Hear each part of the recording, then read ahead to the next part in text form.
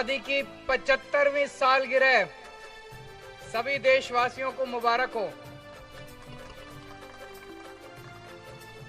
अभी जब हम इस तिरंगे को ऊपर चढ़ते हुए देख रहे थे, कितना शानदार दृश्य था। भगवान करे हमारा ये तिरंगा हमेशा हमेशा के लिए ऐसे ही बुलंदियों पे रहे और ऐसे ही लहराता रहे। और इस तिरंगे की आन बान शान के लिए अगर हमें अपनी जान भी न्यौछावर करनी पड़े तो छोटी बात होगी। 1 साल पहले हम लोगों ने प्रण लिया था कि दिल्ली के अंदर इतने तिरंगे लगाएंगे कि अगर कोई दिल्ली वासी अपने घर से बाहर निकलेगा, सब्जी लेने निकलेगा, दूध लेने निकलेगा, दफ्तर के लिए निकलेगा, तो उसको कहीं ना कहीं एक तिरंगा जरूर दिखाई देना चाहिए। और जब तिरंगा दिखाई देता है, अभी क्या शानदार दृश्य नजर आ रहा है चारों तरफ। उधर पुल पे इतने लोग खड़े हैं तिरंगे ही तिरंगे लेके, उधर सामने पुल के नीचे लोग खड़े हैं तिरंगे ही तिरंगे लेके, सामने लोग खड़े हैं। क्या शानदार दृश्य है। हमारा मकसद था कि लोग जब अपने घर से बाहर निकले, दिन में कम से कम 3 या 4 बार उनको तिरंगे के दर्शन हो जाएं। जब हम तिरंगा देखते हैं तो अंदर दिल में धक धक होती है, देशभक्ति जागती है, देश के लिए कुछ कर गुजरने की इच्छा जागती है। आदमी कुछ गलत काम कर भी रहा हो तो एक बार हिचक जाता है, यार देश के लिए मेरे को ये नहीं करना चाहिए।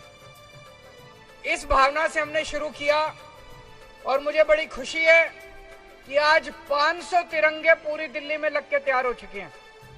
आज ये 500वां तिरंगा ऊपर गया है और पूरी दिल्ली के अंदर कोने कोने में अब जगह जगह तिरंगे लग चुके हैं। आज 75वीं वर्षगांठ के अवसर पे हमें एक प्रण और लेना है कि हम अपने देश को, भारत देश को दुनिया का नंबर 1 देश बना के रहेंगे। बनाना है कि नहीं बनाना है? हमें अपने भारत देश को दुनिया का नंबर 1 देश बनाना है। 75 साल में कई ऐसे देश हैं जो हमारे बाद आजाद हुए लेकिन हमसे आगे निकल गए। कई ऐसे देश हैं जो द्वितीय विश्व युद्ध में ध्वस्त हो गए, जापान, जर्मनी, खत्म हो गए थे देश, हमसे आगे निकल गए। क्यों भाई? हमारे में क्या कमी है? सब कुछ है। दुनिया के सबसे इंटेलिजेंट लोग भारत में रहते हैं, सबसे इंटेलिजेंट। सर्वे करा के देख लो, मैं बड़ी जिम्मेदारी के साथ कह रहा हूं, दुनिया के सबसे इंटेलिजेंट लोग भारत में रहते हैं, सबसे मेहनती लोग भारत में रहते हैं। फिर हम पीछे क्यों रह गए? इसीलिए इस 75वीं वर्षगांठ के अवसर पे हम सब लोगों को प्रण लेना है, जो भी करना पड़े हम अपने देश को आगे बढ़ाएंगे। कैसे बढ़ेगा देश आगे? हमारे देश के अंदर आज इतने बच्चे हैं, इतने सारे बच्चे हैं, उनको अच्छी शिक्षा नहीं मिलती। क्यों? गरीबों के बच्चे हैं। पूरे देश के अंदर कई ऐसे सरकारी स्कूल हैं जिनका बेड़ा गर्क है। कई ऐसे सरकारी स्कूल हैं जो बिल्कुल खंडर बने पड़े हैं। दिल्ली में भी पहले यही हाल था। दिल्ली में हमने सरकारी स्कूल अच्छे कर दिए, शानदार कर दिए। तो दिल्ली में हो सकता है तो पूरे देश में भी हो सकता है। आज हमें प्रण लेना है कि हमें ऐसी व्यवस्था देश के अंदर कायम करनी पड़ेगी कि एक एक बच्चे को, इस देश के अंदर पैदा होने वाले एक एक बच्चे को, चाहे वो गरीब का बच्चा हो चाहे अमीर का बच्चा हो, एक एक बच्चे को अच्छी से अच्छी शानदार शिक्षा मिलनी चाहिए। आज 75वीं वर्षगांठ के अवसर पे हमें प्रण लेना है कि हमारे देश के एक एक इंसान को, एक एक भारतवासी को अच्छे से अच्छा इलाज मिलना चाहिए।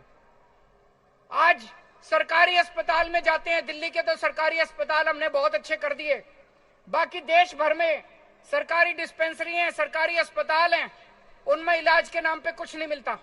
हमें ऐसी व्यवस्था कायम करनी है कि देश के हर गरीब को या अमीर को अच्छे से अच्छा इलाज मिलना चाहिए। आज इतने लोग बेरोजगार घूम रहे हैं, बेरोजगारी बढ़ती जा रही है, जब तक हम अपने हर युवा की एनर्जी का इस्तेमाल नहीं करेंगे, हर युवा को अच्छा रोजगार नहीं दिला पाएंगे, तब तक देश आगे नहीं बढ़ सकता।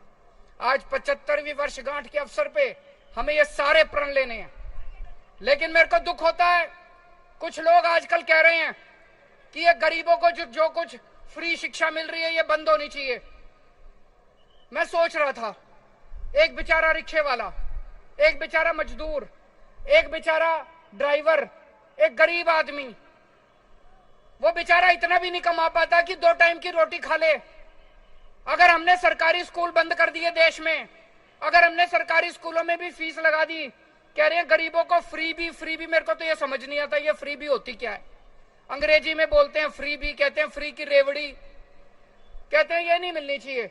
गरीबों को फ्री शिक्षा नहीं मिलनी चाहिए, या तो सरकारी स्कूल बंद कर दिए जाएं और या फिर सरकारी स्कूलों में फीस लगा दी जाए। फिर गरीब बच्चे कहां जाएंगे अगर सरकारी स्कूलों में फीस लगा दोगे तो? गरीब बच्चे कहां जाएंगे अगर सरकारी स्कूल बंद कर दोगे तो? वैसे ही हमारे देश के अंदर गरीबों के बच्चों को ठीक से शिक्षा नहीं मिलती।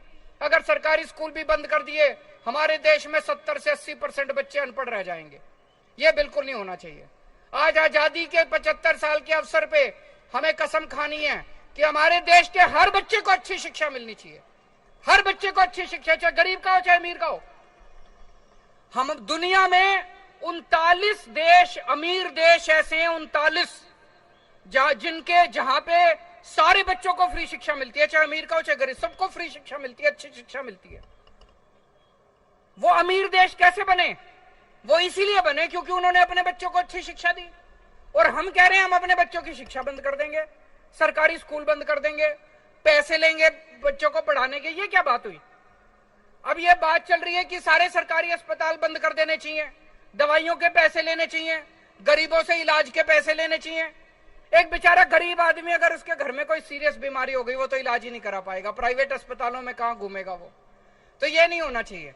हमारे देश में हर भारतवासी को, इस देश में अगर पैदा हो, उसके बच्चे को अच्छी शिक्षा का फंडामेंटल राइट होना चाहिए, उसके घर के लोगों को इलाज का फंडामेंटल राइट होना चाहिए, रोजगार का फंडामेंटल राइट होना चाहिए। ये इसको फ्री भी और फ्री की रेवड़ियां नहीं कहना चाहिए। हम सब लोगों को मिलकर आज प्रण लेना पड़ेगा कि 75 साल बीत गए, अब और नहीं बर्दाश्त करेंगे। अब तो भारत को दुनिया का नंबर 1 देश बना के रहेंगे। भारत माता की इनकलाब।